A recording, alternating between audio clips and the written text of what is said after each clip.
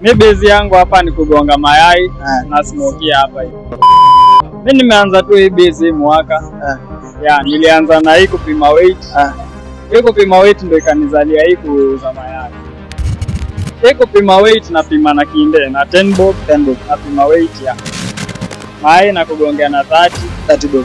Alafu mbili ukikuja ukinunua mbili na kugongea na chwani. Hapa challenges bana, kitu ya kwanza ni jua. Kitu kingine tena ni environment venye iko. Na attend to lesson kawaida. Sure. Na tena busy na ichapa tu kawaida.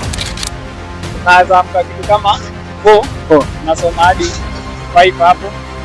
5 hadi 6 najipanga na kuja shule. Nikifunga busy yangu hapa kitu saa 2. Siko saa 2:30 niko kwa nyumba. Nasoma kiasi hadi saa 3:30. Alafu nachapa usingizi yangu naongojea siku. Mimi kitu uko nje mtu mwenye anataka anisaidie tu na ni anipe kazi yenye utanipeleka mahali.